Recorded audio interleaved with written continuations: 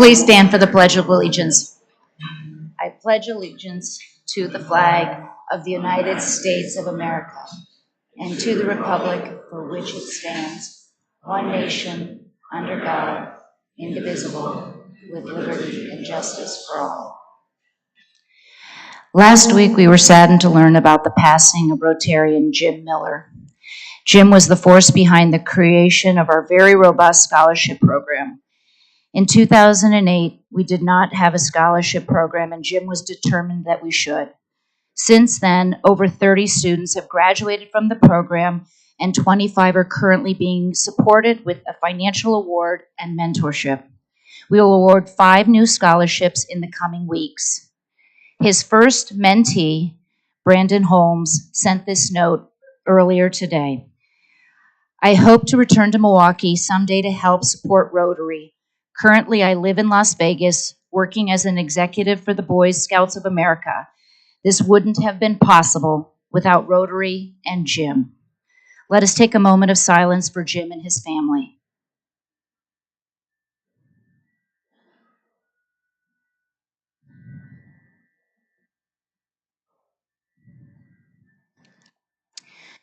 Today, we will learn from Dr. Jeremy Kedziora on the power of artificial intelligence. And when thinking about our invocation, I thought it would be fun to task ChatGPT, a popular AI writing bot, with creating a proper invocation for today's program.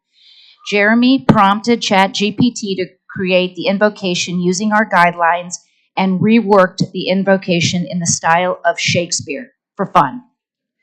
Now, here to deliver our AI-generated invocation is Tom Gale, Senior Advisor at NAI Grey Wolf.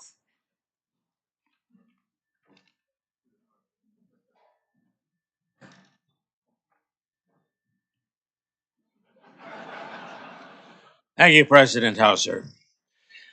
Gathered in pursuit of peace, sacred flame, let us delve into the enchanting realm where artificial intelligence entwines with our fervent quest for global harmony. As the Milwaukee Rotary Club, like Fair Puck, hath long fostered amity betwixt nations so that we can AI's mystical enhancements serve as a conduit to unification. With algorithms as our guide, let us navigate the labyrinth paths of understanding, illuminating the shared threads that bind us and unraveling the knots of discord. Through AI's wizardry, we may conjure a realm where communications blossoms, conflicts yield resolution, and the harmony of nations resounds like Celtic music. As the Rotary Club's herald lineage intertwines with AI's profound tapestry, let our noble journey be guided by the wisdom of Fair Prospero. Let us ensure the equitable sharing of AI's bountiful harvest and unveil its secrets of transparency, as Prospero did with his magical arts. And amidst this grand stage, may humanity's diverse ensemble valiantly act with compassion, justice, and noble purpose. By embracing AI's power to orchestrate peace, we shall script a resplendent ode, wherein the world shall bear witness to a symphony of unity, and the name of Rotary Club shall forever shine amidst the constellation of peace founders. Thank you.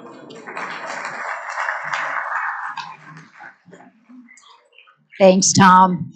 And thank you, Jeremy, for putting that together.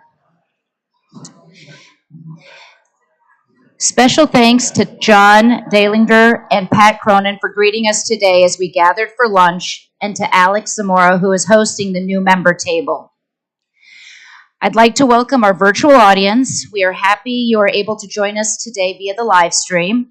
We also would like to thank our longtime partner, Wisconsin Eye, who is sharing our stream today on their website. I'd also like to welcome our guests who are here in Memorial Hall. Please stand when recognized. Mike Harrow, Oconomowoc Realty, and past president and foundation president, Oconomowoc Rotary.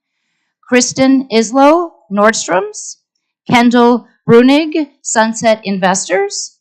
Judy Smith, wife of Roger Smith. Carly Peterson, Milwaukee Public Library. Dan Keeley, Milwaukee Public Library. Chantel Clark, Milwaukee Public Library.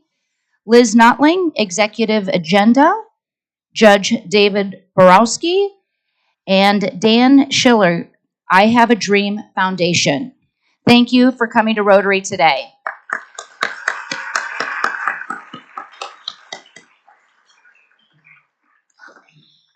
Please remember to register guests by noon each Friday, because that's when we submit our meals to SAZs. While we always try to accommodate late registrants, we can't always say yes.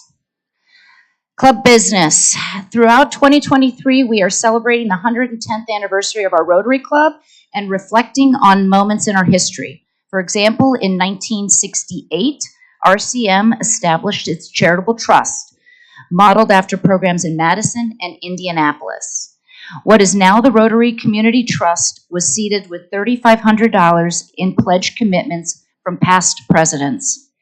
And as a sign of how times have changed as we enter the world of ChatGPT, Erwin Meyer, chairman of the Journal Company, noted that they needed 12,000 boys to deliver the daily newspaper.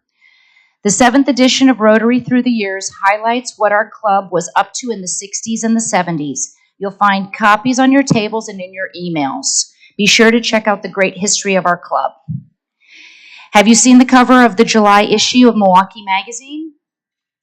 Aaron just flashed it on the screen. It's the iconic arch at the Milwaukee Rotary Centennial Arboretum, designed by fellow Rotarian Mario Constantini. Before we introduce the speaker, we have a little bit more to discuss. First, we have new member intros. We are excited to introduce 2 new members today. First, please welcome Beth Heller, Vice President of Programs at the Zoological Society of Milwaukee, to introduce our newest member. This was written by a human. I'm delighted today to introduce you all to Alan Witt. I work with Alan's daughter, Sarah, at the Zoological Society of Milwaukee, and a few months ago, I was sharing with her how much I enjoyed a recent discussion here at Rotary, and she said, "You have got to meet my dad. He loves Rotary and has been wanting to join ever since he moved to Milwaukee." So she introduced us, and I feel very lucky to introduce you to him today. Alan has been a Rotarian since 2001 in Iowa and in Minnesota. He is past president of the Cedar Rapids Club. He attended the International Convention in Lisbon, Portugal in 2013. He appreciates that no matter where you are in the world, Rotarians will share a camaraderie and a commitment to our 4-way test together. Alan is an engineer and a leader with Terracon in Milwaukee at one of 175 offices nationwide. Terracon primarily performs soil engineering, environmental studies, material testing, and building forensics. Design projects in this area that you may be familiar with include Wisconsin Center expansion, the Milwaukee Public Museum, and River One Towers. Alan's work focuses on connecting clients to experts who can answer architecture, engineering, and construction questions, ultimately saving those clients time and protecting their investment. Alan began working in the industry after receiving his bachelor's degree in civil engineering from Purdue in 1986. He and his wife Jane moved to Milwaukee from Minneapolis during the pandemic. They love sailing, biking, and lawn bowling. In addition to Sarah, they have another daughter, Emma, who also lives nearby in Chicago. Please join me in welcoming Alan to our club.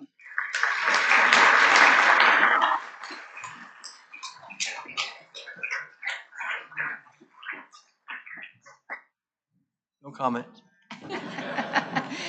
Thank you, Beth, and welcome to Rotary, Alan. Next, please welcome Joanne Anton, Director of Herb Cole Philanthropies, and introducing our next and newest member. Thank you, President Leslie.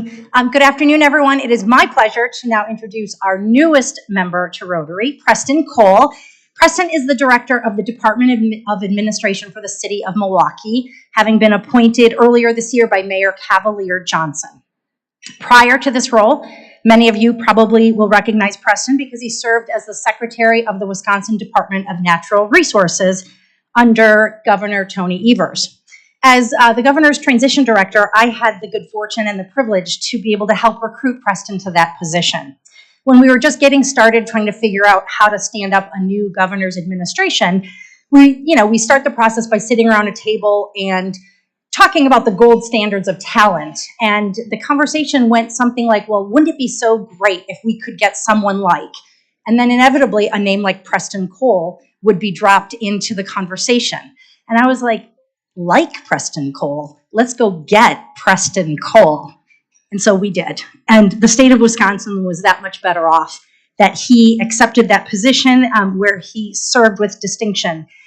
He came at a very critical time. He focused on climate, conservation, clean water. He also helped bolster the state's outdoor recreational economy. Last November, he called and told me that he was retiring from that position. A retirement that lasted, I think, 5 minutes, because another conversation was happening somewhere else, closer to home, here in Milwaukee, because a vacancy had opened up in Mayor Johnson's cabinet. And I'm positive there were people sitting around a table going, God, wouldn't it be so great if we could get someone like Preston Cole? And the mayor and his team had the very good sense to just go out and get Preston Cole. And so he is now back here in Milwaukee, working in the mayor's administration. At his core, I want everyone here to know that when you meet Preston, you are meeting the consummate public servant and problem solver. These things are easily demonstrated by the array of other leadership roles he has been called into serving. His prior top leadership roles have been as the Commissioner of the Department of Neighborhood Services, Director of Operations of Public Works, the Superintendent of Environmental Services, and he was Milwaukee's city forester once upon a time. He is an environmental scientist who chose to specialize in forestry. He graduated from the University of Missouri and began his career with the Missouri Department of Conservation, where he became the first African-American forester. I hope the right people in the room are hearing me when I say Preston is an expert in something we care very deeply about: planting trees. It's hard to believe, Preston, that you and I have worked together, known each other for now several decades. But I love the thought that we have been friends for that many and much longer. Preston and his amazing wife, Laura Lutter Cole, are two of Milwaukee's greatest ambassadors. They're passionate about this community, Preston in particular, and they are just all around great humans. And I know you will love getting to meet him, and I know he will love being able to be part of Rotary. Let's please give a warm Rotary welcome to Preston Cole.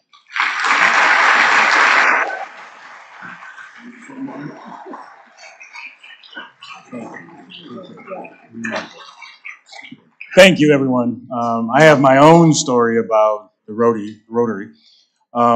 As a FFA kid in Bryn Harbor High School, they called on us to do a lot of tree planting with the Rotary of Southwestern Michigan.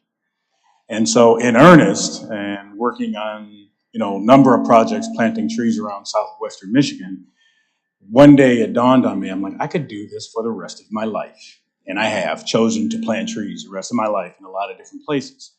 So my connection with Rotary is organic. And it was early in my life where I learned the love of being in the outdoors. My parents come from Mississippi and Texas. They too were very outdoorsy. And I was able to put that work into play across a number of government opportunities. But the Rotary is near and dear to my heart. You folks saw the essence of young black kid in Benton Harbor, St. Joe, Michigan, who found his way to the university and then to the School of Natural Resources and then to a myriad of other jobs, all because of my work that I did at the early stage in my life of planting trees in Southwestern Michigan on behalf of the Rotary and the people who call that place home. Thank you. Thank you, Joanne, and welcome to Rotary Preston.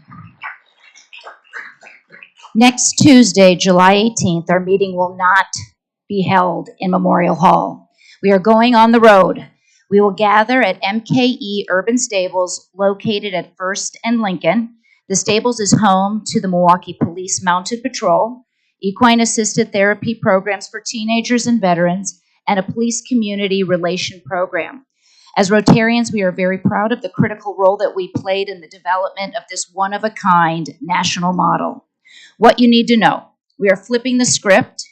We encourage you to arrive at 11:45, get a drink at the hosted bar, iced tea and water also available, and sit down for a 25-minute program.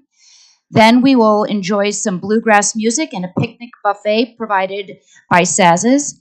There will be demonstrations by the Mounted Patrol and ample time to walk around the stables. More can be found on the flyers at your tables. I very much look forward to seeing you there. You may want to choose your shoes wisely for this event. Just a note. And tomorrow evening, we kick off the 14th season of Live at the Lakefront with a performance by the Empty Pockets.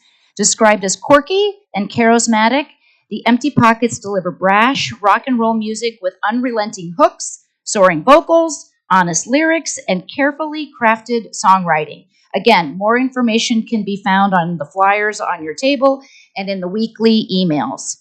And speaking of live at the lakefront, on Tuesday, August 1st, we are not going to have a usual meeting here. I'm sure there'll be a sign up for the one person who comes who did not either show up today or read the email. Instead, we invite you all to head down to Live at the Lakefront on Wednesday, August 2nd for a picnic buffet and cash bar catered by Bartolotta's. In order to attend, you must RSVP through the link in your emails or at the registration table. As an added benefit, each Rotarian can bring a +1 to enjoy the beautiful lakefront picnic and the fabulous music. And of course, get to know our scholars as well. As you can tell, a lot going on. We have a lot going on this month and obviously in the upcoming months. And I'm not done yet with my announcements. Just to mention, as we just mentioned, no meeting Tuesday, August 1st, except for maybe the one straggler who does come in. And we are, though, that morning going to have our, I think, first Thai Rotarian event in quite a while. I'm really excited. We are going to be going behind the scenes of the historic Oriental Theater the morning of August 1st. And there'll be more details coming, but it's going to start at 7:30. It'll be 7:30 to 9. And you can register for this tour via your email or at the registration table. So read the email and see the stuff on your on the tables as well. Now I'm going to turn it over to the program. Dr. Kip Kussman, Dean of Students of MSOE, will introduce our speaker.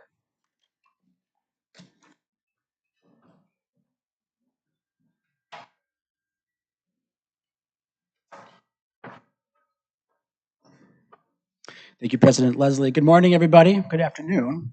The pleasure is all mine to introduce to you today's guest speaker with us.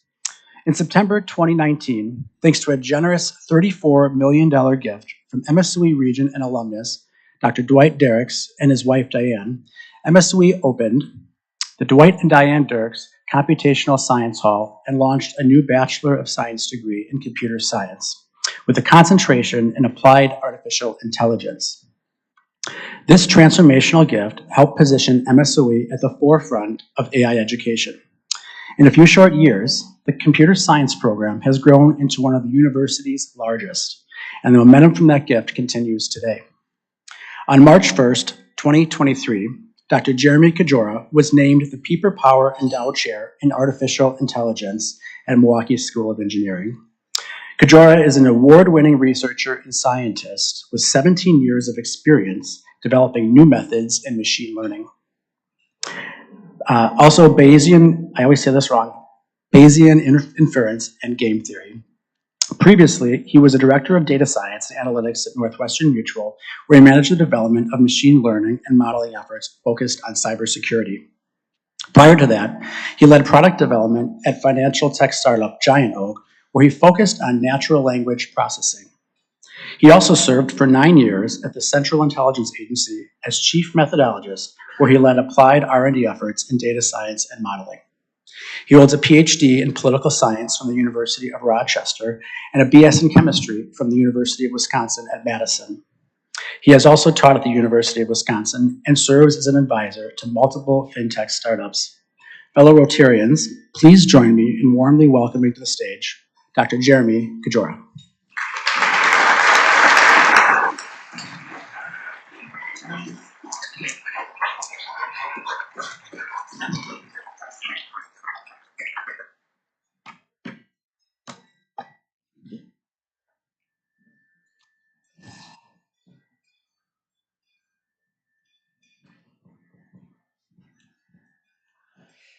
Okay, thank you very much, Kip, for that introduction.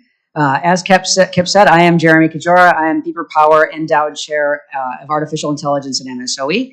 And what that means is that I spend my days teaching and conducting scientific research on topics related to AI and machine learning and stuff like that. So what I'm going to do today is talk a little bit about AI. And I think AI is one of those things that means a lot of different things to a lot of different people. So unless you spend a few minutes to kind of pin down what you're talking about, it ends up meaning nothing at all. What I'm going to try and do today is give you my sense of AI as a scientist and a researcher, and then at the end we'll violate the laws of live talks and try and do a demo. We'll see if that works or not. Okay, so what is AI? So hopefully at least some folks in the audience will have seen the movie Iron Man, so this kind of analogy lands, right? So in the movie Iron Man, you've got fast-talking genius billionaire Tony Stark, right, who builds the Iron Man suit. The thing is, though, that Tony doesn't build the Iron Man suit by himself. He has help. And in particular, he has the help of an artificial intelligence named Jarvis that Tony created. If you watch Iron Man, you'll see Jarvis and Tony interact with each other. They speak to each other. Tony gives Jarvis tasks to do, and Jarvis does them. And so if you look at this, right, as a person who does, kind of machine learning and AI and stuff like that, the implication is that something like Jarvis, fictitious though it might be, must be the composition of many different AI systems welded together into some sort of seamless, coherent whole, right? So for example, Jarvis recognizes Tony's face. So Jarvis is doing facial recognition. Jarvis understands Tony's speech. So Jarvis is doing speech recognition. Jarvis responds to Tony in natural spoken language. So Jarvis is doing generative natural language processing, which is going to be an important one that we'll come back to when we talk about ChatGPT. And that the list goes on. And I think when people think about the promise of artificial intelligence, this is what they have in mind. They have in mind, right, the benign, helpful, knowledgeable assistant that can increase your productivity like 100-fold when you work with it. Right, so that's one end of the spectrum. That's the good end. On the other end of the spectrum, you've got something like this, right? You've got HAL 9000, infamously murderous AI from 2001: Space Odyssey. Right, and if you watch 2001, you will see HAL is on the spaceship with the astronauts. The astronauts and HAL talk to each other, just like Jarvis and Tony. HAL does tasks the astronauts ask Jarvis to do, before he kills them. And the implication is, if you watch 2001 and you see HAL does many of the same things that Jarvis does. And so, again, fictitiously, HAL must also be the composition of many different AI systems. I think when people worry about the threat of AI and they call for moratoria on the development of AI systems, right, or they speculate about AI extinction events, this is what they have in mind, right? They have the murderous rogue AI accidentally created by the law of unintended consequences. So that's the spectrum, right? You've got Jarvis, you've got HAL. And what I tell you is that today, right, both Jarvis and HAL are kind of examples of what a researcher in the field would term an artificial general intelligence. Today we have nothing like this. There is no such thing as an artificial general intelligence that I'm aware of. No one's come close to creating one. What we have today is ChatGPT, right? So for those who are unfamiliar with ChatGPT, ChatGPT is like a text-based AI, and you can go to OpenAI's website. You can type in some text, and ChatGPT will respond to you. And here's an example that's quite hard to read, but what I've said here is, hi, ChatGPT, introduce yourself, and ChatGPT responded by generating some text. So if I compare ChatGPT to Jarvis and HAL, right? Jarvis and HAL, fictitious though they are examples where you have many different AI systems welded together into a seamless, coherent whole. They do lots of things. ChatGPT does exactly one thing. The one and only thing that it does is generative natural language processing, right? So, ChatGPT can't see you, can't hear you, doesn't have thoughts or knowledge or preferences or anything like that. It does not have levers to pull. If it had levers, it wouldn't know what to do with them. And in fact, it wouldn't even know how to learn what to do with levers if it had them to pull.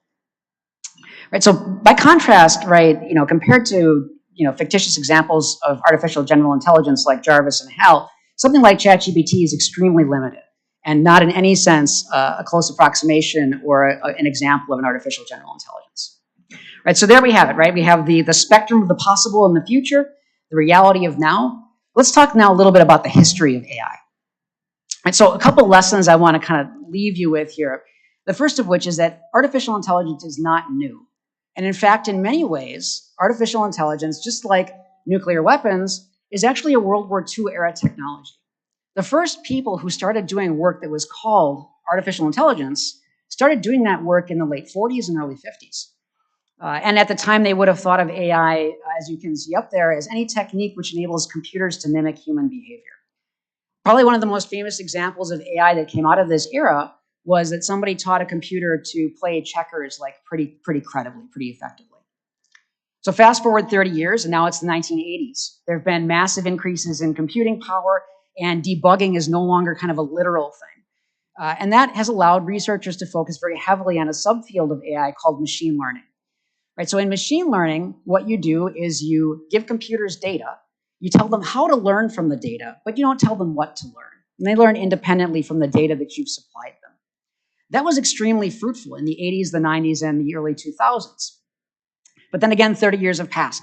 There have been massive increases in computing power and also significant innovation on the underlying mathematics, right, used in these kinds of modeling approaches, right? And that has led to a focus beginning in kind of the 2010s and continuing up to the present on a particular kind of machine learning called deep learning. If you read in the newspaper about a computer that can recognize objects within images or read a book, that's almost certainly a deep learning driven capability. There's tons of examples of each of these. An example of an artificial intelligence that does not involve deep learning would be like a rules-based chatbot. So like an example might be like a group of people gets together and writes down a bunch of rules and the AI simply follows those rules.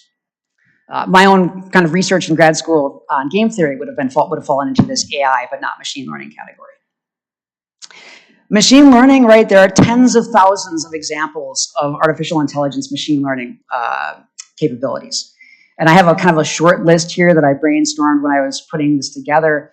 My favorite kind of entry on that short list is the last one, scientific research, because I think it really underscores, again, the point that AI is not new. Scientists have been using AI in their research for 200 years. Ever since Gauss in the early 19th century used a really simple machine learning model to predict planetary motion. And actually, Gauss's model is one of the first ones you would still reach for today if you were going to do machine learning. And then an example of deep learning, right? I think a great example of deep learning is ChatGPT itself. And we'll talk more about that in a few minutes. So AI is not new. In many ways, fundamentally World War II era technology. Second lesson I want to leave you with is that AI is not new in the sense that machine learning-based artificial intelligence is already absolutely pervasive. You just don't see it very often, right? And I think if you want a lesson in that, just look no further than something like this, right? This is my phone, right? So when I expose my face to my phone, it'll unlock. The reason that it does that is because there's almost certainly some sort of convolutional neural network or transformer-based deep learning model on my phone that can do image recognition. When I wave my phone around, the accelerometer in my phone is generating data, right? And there's a machine learning model that works on that data and makes the decision about whether or not to light the screen. When I'm texting somebody, I can do voice to text, right? And so my phone has the ability to take my audio waveform that I'm creating right now as I'm speaking to you and turn that into written words. Again, that's another machine learning model. And on and on and on. Right? So you might look at something like this and say to yourself, well, Jeremy, I see that you have a single platform with many AI capabilities in it, right? Doesn't that look a little bit like Jarvis and Hal? And I would say the answer is no, right? For two reasons. First of all, there is very little attempt made to link these individual AI machine learning capabilities together into a single cohesive whole. Right? These systems on my phone and your phones largely operate independently of each other. Siri might be Apple's sort of attempt to do that, but with all due respect to Apple's engineers, I think Siri's capabilities are quite limited. The second reason I think this is not in any sense approaching an artificial general intelligence is that each of these individual models works pretty unevenly. Like I sort of expect my phone to regularly mess things up. Right? Whereas the way Jarvis and Hal are depicted as fictitious artificial general intelligences is as like epitomes of absolute perfection. And in fact, it's when Hal makes a mistake that the astronauts kind of realize, oh, something's not right here. So ML-based AI, absolutely already pervasive, right? But still not anything approaching an artificial general intelligence. All right, but AI is having a moment, right? I've argued AI is not new, but it is having a moment, right? So why is it having a moment?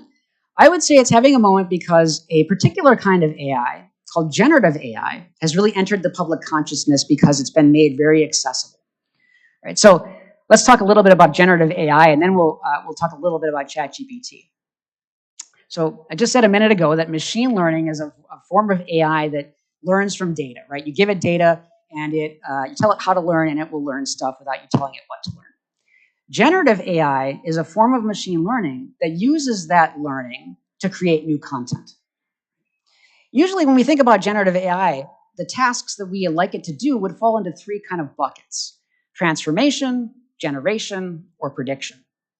Right, so an example of transformation might be like you take a complicated phenomenon and you write out an explanation of it, and then you say, Mr. Generative AI, please rewrite this for a fifth grader.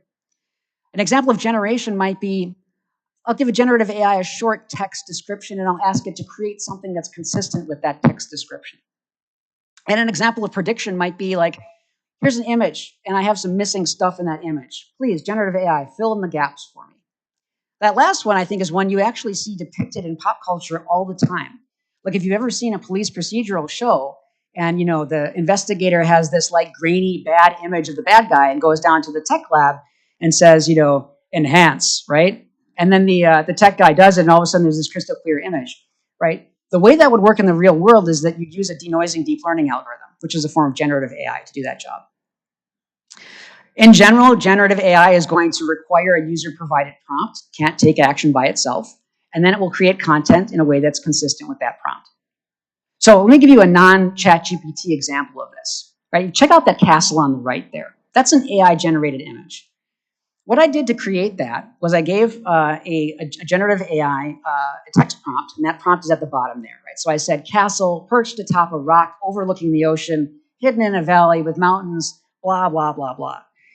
And the AI built that, generated it for me. So I took a look at this and I said, all right, this is pretty nice, but look, spring is actually not my favorite time of year, and those look like spring blossoms to me. I prefer fall. So I added to this prompt one word. I added the word autumn at the end and asked it to regenerate the image, and it created that. Right? So it stripped away all the spring blossoms and replaced it with fall foliage. Another AI-generated image. Then I thought this was pretty nice, but then I thought, well, what else you got, generative AI? Make it again for me. And it produced this. And so you can see each of these three images, all of them created by generative AI, have this particular style to them, like an artistic, almost cartoony style. So I thought, well, this is okay, right? But maybe I'm interested in something maybe a bit more photorealistic. So what I did was I took my generative AI model that's good at producing these artistic, cartoony-esque looking images, and I swapped it out for one that's been taught how to do photorealism. Gave it the same prompt, and it made this. And I would be challenged to point to anything in this picture that says to me that this is AI generated. Right? So this is an example of what generative AI can do, right? Create kind of images. The form of generative AI used to do this, by the way, is called Stable Diffusion, and it's like readily available. You can download a GUI, right, and work with it yourself. It's open source. So what about ChatGPT? Right, that's the famous one these days. ChatGPT is based on something called a large language model. The particular large language model that underlies ChatGPT is called GPT 3.5, and GPT stands for Generative Pre-trained Transformer, which is a specific kind of deep learning model. So how does a large language model work? Well, what you do with a large language model is you give it like 1 billion documents, give it a whole bunch of documents, and it will learn from those documents. It'll learn how to represent the words in those documents as numbers, and in doing so, it will have created a compressed copy of the 1 billion documents that you started from. And once you've created that compressed copy, you've built your large language model, well, then you can start to do things with that large language model. For example, you could give the large language model a prompt, and what it will do is it will search the compressed copy of the 1 billion documents that was used to create it for something that's close to the prompt. And then ultimately, it'll return the closest thing back to you as the created content. So a couple implications that follow from this immediately. I'll make a little public service announcement here about that. First, large language models really cannot go beyond the data that were used to create them. So no one really knows, because OpenAI has kept ChatGPT proprietary, but it is thought that ChatGPT was created on about 1 billion documents comprised of web text and books. So if what you're asking ChatGPT to do is not well represented in those 1 billion documents, it will not do a good job of returning something to you. A great example of that is arithmetic, actually. So single-digit arithmetic is pretty common in the 1 billion documents that ChatGPT was trained on. 20-digit arithmetic is not. And so if you ask ChatGPT to do arithmetic operations, it will under certain circumstances, it will struggle. And I don't have kind of scientific analysis of GPT 3.5, but people did analyze 3.0. And they found that in general, 3.0, GPT 3.5's predecessor, got arithmetic operations right about 40% of the time or less. And it's a consequence of those kinds of things not being well represented in the corpus that it was trained on. So LLMs don't go beyond the data effectively that they were built on.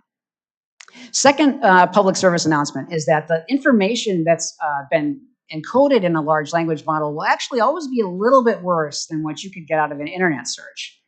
Right? So when you use ChatGPT and you prompt it, right, it looks amazing, right? It looks like it's synthesizing all these diverse sources and it's paraphrasing stuff and wow, it's so smart. Actually, that's a consequence of the fact that it created a compressed copy of the text, right? Which is a euphemistic, nice way to say that it forgot stuff. It threw information away when it was created. It actually has no choice but to paraphrase things. And so it's ironic to me, the very reason why it looks so smart is actually a consequence of it being sort of a little bit dumber than the text it was used to create it. And if you want to verify that for yourself, you can go and ask it, hey, ChatGPT, please quote for me like the 5th paragraph on page 10 of Huckleberry Finn. And it will probably not be able to do it because it doesn't retain, the information that it was used to create it.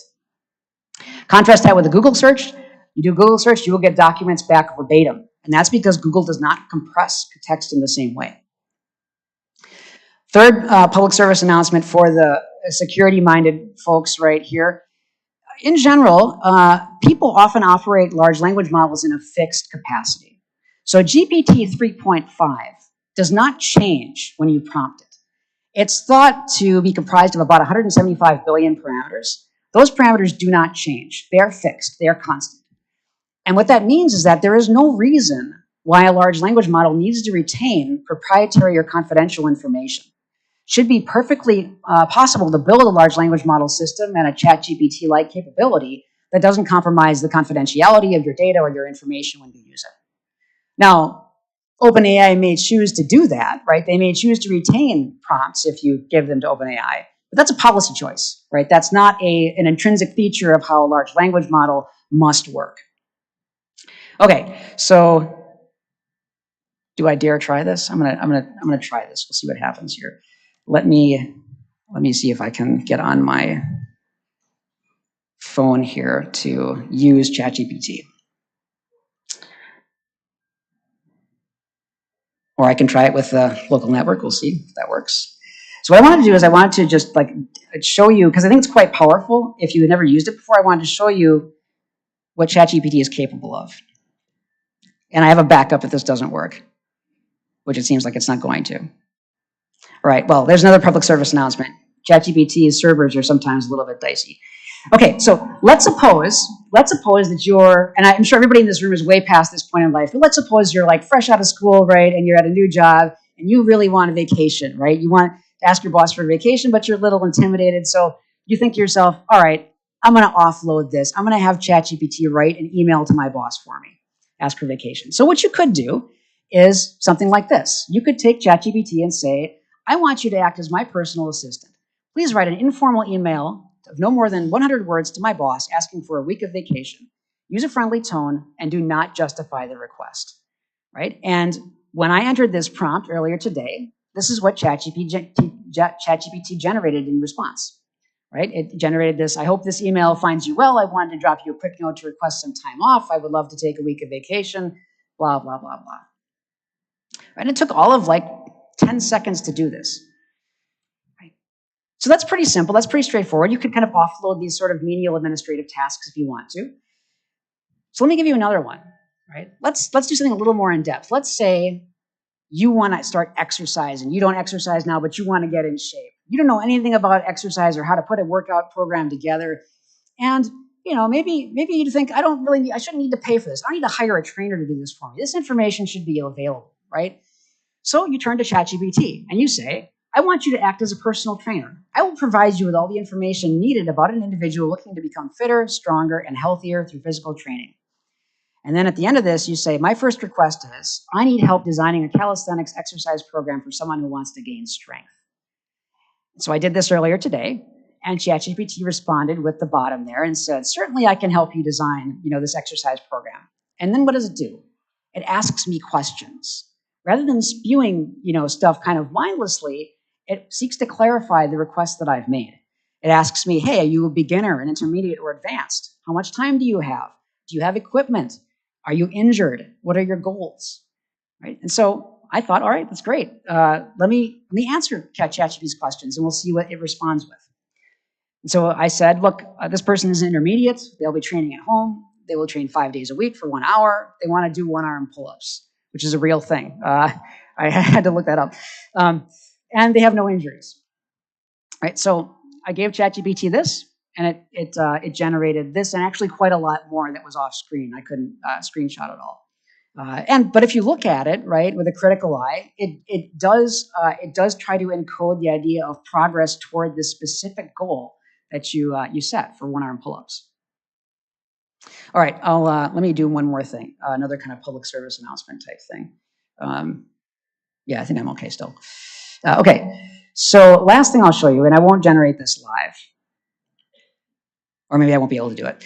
All right, well, the last thing I wanted to show you was think about a situation in which you have to do something and correctness and truth is important, right? So what I asked it to do, that I can't show you because it's off screen, is to prove a mathematical theorem, right? So mathematical theorem, super important that it's correct. If it's not correct, you don't have a proof and you don't have a result, and you can't publish it, and that makes you sad if you're a researcher. So I asked ChatGPT to prove a very famous theorem from economics called Arrow's theorem. It's 50, 60 years old. It won the Nobel Prize for its contribution. ChatGPT took my request, generated authoritative-looking text that was completely incorrect. It was so incorrect that I couldn't even have edited it to make it correct. I would have had to scrap the whole thing and start over. But it looked good, looked authoritative, and if you didn't know any better, right, you might be tempted to proceed. So the lesson there is, if you're going to do something with ChatGPT in which truth and correctness is important, you'd better be a subject matter expert in the domain yourself. Okay, let me kind of finish up here, right? So two things that I want to do before we conclude. First, for the curious, how was ChatGPT built? Well, as I said, researchers gave it like 1 billion documents, and they asked it to solve problems like this. They took the documents, they took the sentences in the documents, they blanked out words, and they asked ChatGPT to learn how to fill in the blanks. Right? What blank is missing from this blank? Paris is the heart of blank. So you can think about how you might do this, right? Here's one example of how you could fill in the blanks, right? What word is missing from this sentence? Paris is the heart of France, right? ChatGPT learned how to do this across 1 billion documents, and it learned how to do it pretty effectively. And when you use ChatGPT, when you give it a prompt and you see it generating text sequentially across the screen, which I would love to be able to show you, but the internet's not cooperating, what ChatGPT is doing is repeatedly solving that last problem, where it's got a sentence with a blank at the end, and it fills in the blank. Right? So you give it a prompt and it says, okay, what's the most likely word that should follow this prompt? Excellent, I'll use that. Now I've got the prompt in the first word. What's the second most likely word that should follow? Great, I've got the prompt in the first word and the second word. What's the third word? And it does this sequentially and repeatedly, again, solving this last sentence with the blank at the end a bunch of times. I don't want to trivialize what ChatGPT does, right? What it learned how to do, right? This is non-trivial stuff. If you look at that last sentence, right, Paris is the heart of France could just as well be Paris is the heart of Europe. And if you're a Francophile, could just as well be Paris is the heart of culture. ChatGPT learned how to manage these choices across the entirety of the English language, which has tens of thousands of words. I think it's 1 million plus words with tens of thousands used commonly. Okay, so final thoughts here, right? If you wanted to start using AI, right, let me just offer like kind of my thoughts on how to do that effectively, right? How would you start? First of all, I would advocate for starting specific. If you want to start using AI, find things that annoy you, right? Generate a list of things that are irritating and use AI to fix some small specific thing off that list, right? So I had breakfast with a management consulting CEO from the Milwaukee area, and he told me this anecdote where he said they had a spreadsheet process that took them days per week to run. And this was annoying, right? So they used ChatGPT to build an automated version of that spreadsheet process that now takes an hour a week to run. Right? So he picked a small specific problem and solved it using AI. And that's what I would advocate if you're interested in starting to use this kind of capability. Make sure you identify your goal. Do you want to buy something or build something? Do you want to copy someone and remove them from a process or augment them and leave them in charge of it? Do you have data or do you need to start collecting it? Involve the right people at the very beginning. Involve the problem owners. Involve the data owners. And those are probably not necessarily the same group of people. And then finally, if you're going to build something new, involve data scientists, right? This is a group of people who's going to be able to take a business problem, translate it into modeling requirements, and ensure the data is available to build some sort of AI-based solution to solve that problem. What should you avoid? And this is the last thing I'll say since I see that I'm at time. I would avoid putting your head in the sand on this, right? AI is super fast moving and potentially very, very powerful. At the same time, I wouldn't get too excited, right? Don't say to yourself, oh, AI is so cool. We've got to use AI. What can we use AI for? That is a solution in search of a problem, which is unproductive. Instead, like as I said, right, find something small and specific, something that's annoying, and use AI to fix that small and specific problem. So I'm going to stop there, and I will take whatever questions you might have.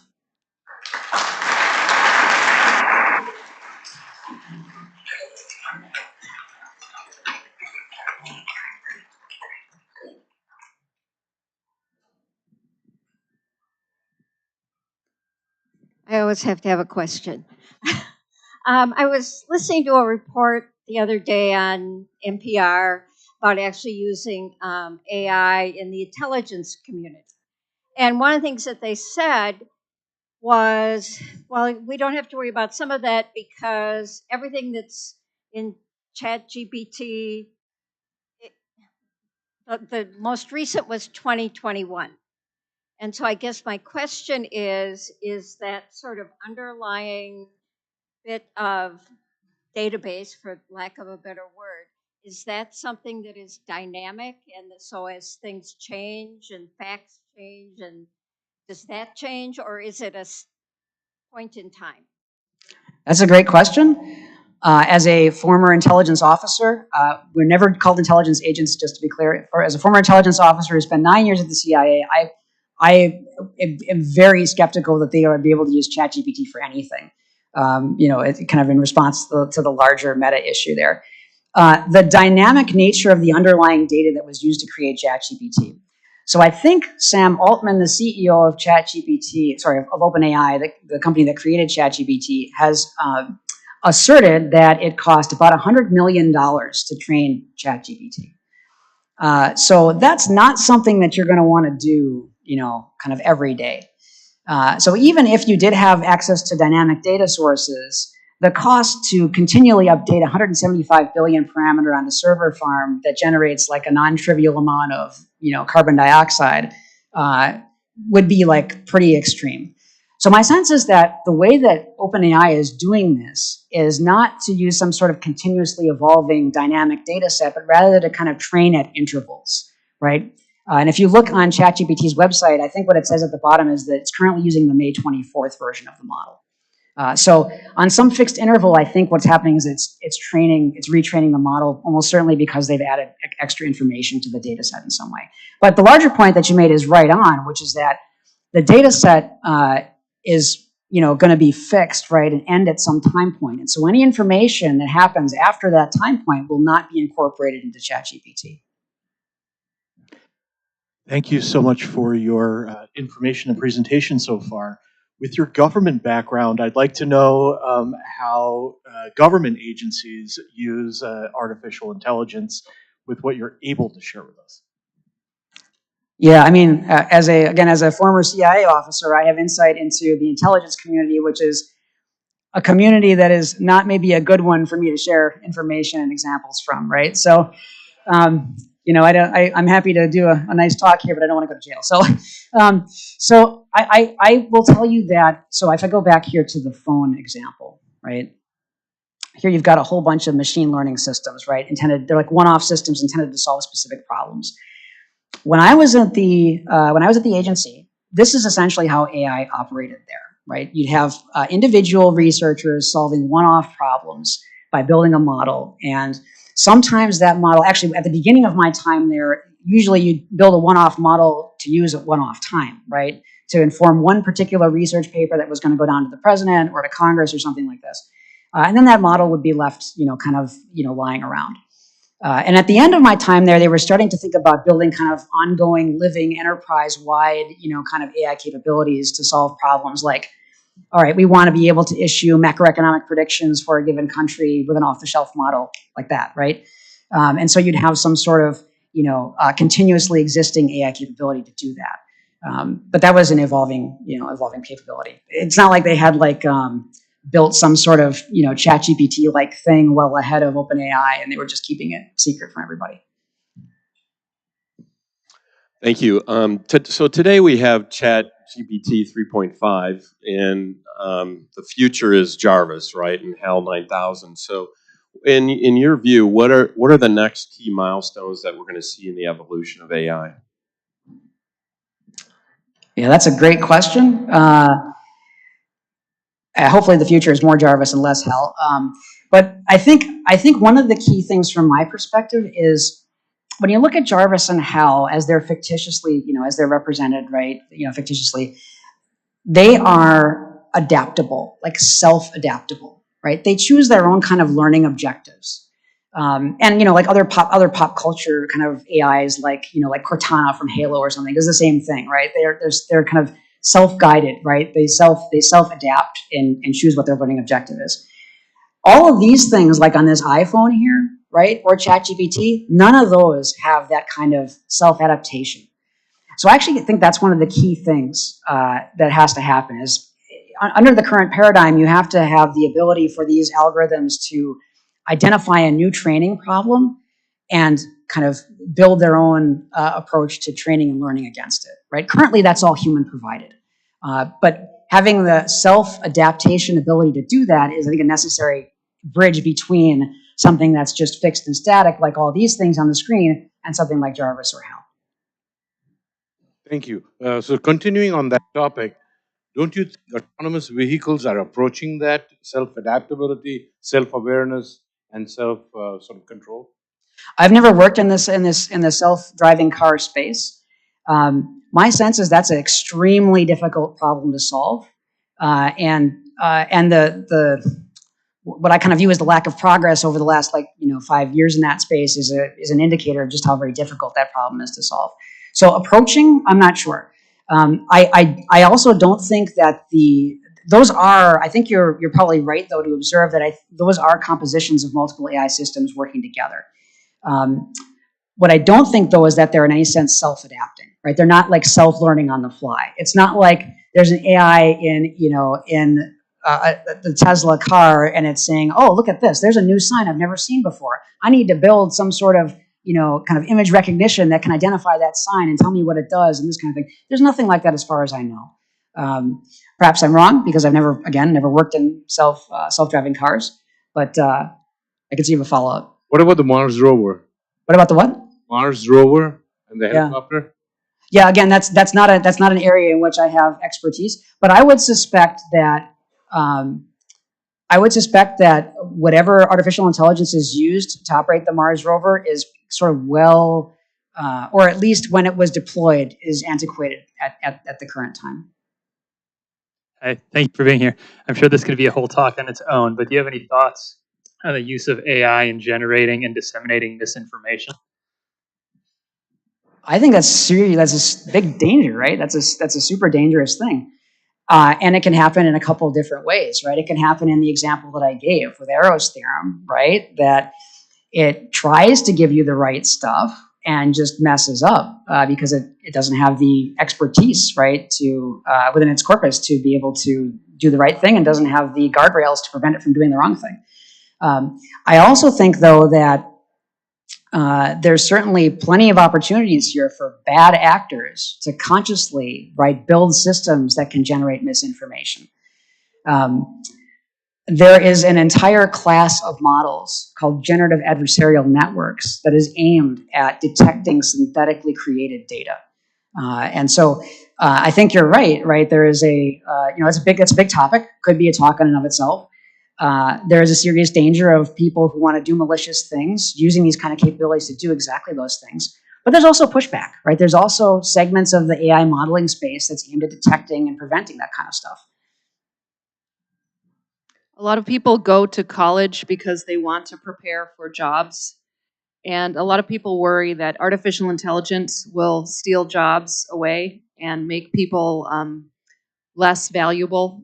They'll sort of like erode what humans are doing and make it harder for people to, find work.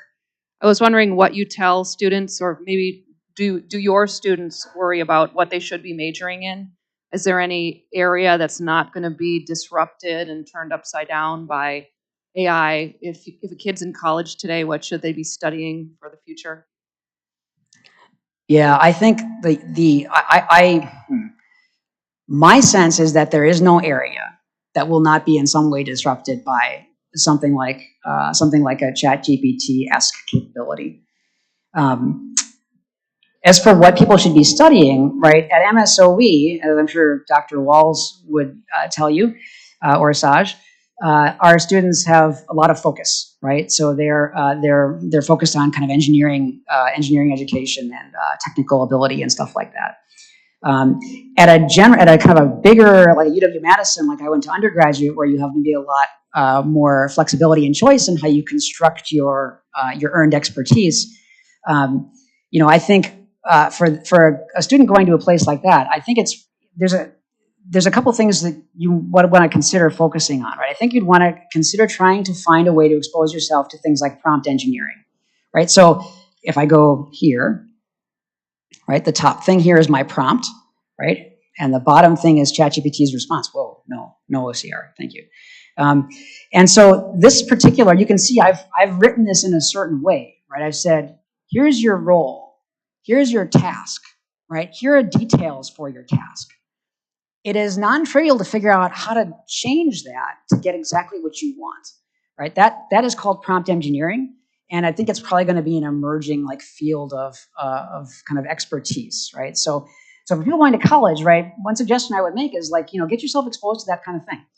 I would also say that, kind of hand in hand with this, you probably want to understand a little bit about some of this stuff here, right? How something like this is put together. So you can understand, like, here's something that's appropriate for me to ask, an AI assistant to do.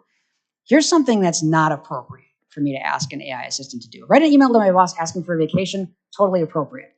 Prove Arrow's theorem, totally inappropriate. The AI will fail.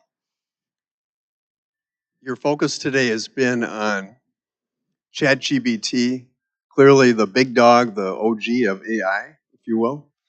And I'm wondering, though, which other players are in the arena now or on the horizon, including those from other countries? So, yes, other countries. First of all, I would say that I think one of the lessons here is that ChatGPT is actually not the OG of AI, right? AI is quite old.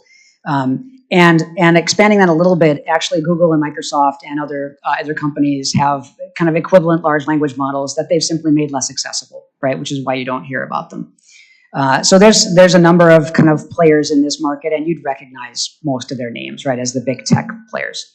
Again, because it costs $100 million to build something like this, so kind of the small players aren't really able to play effectively. Other countries, yeah, so when I was, let me optimize for a second. When I was at the agency, right, there was worry about a number of near-peer competitors to the US having capabilities in this area. I would worry about that, and I'm going to stop there.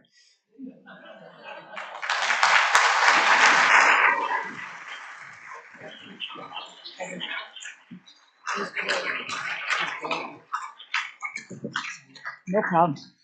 Thank you, Jeremy, for speaking at Rotary today. Consistent with our current efforts to raise funds for polio eradication, we will make a donation to the Rotary Foundation to purchase 50 doses of the vaccine, bringing us closer to our goal of a polio-free world. Thanks so much. A few reminders. The parking gate is open for the next 15 minutes. If you plan on staying longer, see Aaron for a parking validation ticket. Next week, we'll not meet in Memorial Hall, but instead we'll have lunch at MKE Urban Stables for an exclusive look at a recent project that brings our club a lot of pride. I look forward to seeing you there with your appropriate shoes. Now let's go out and do some good in the world. This meeting is adjourned.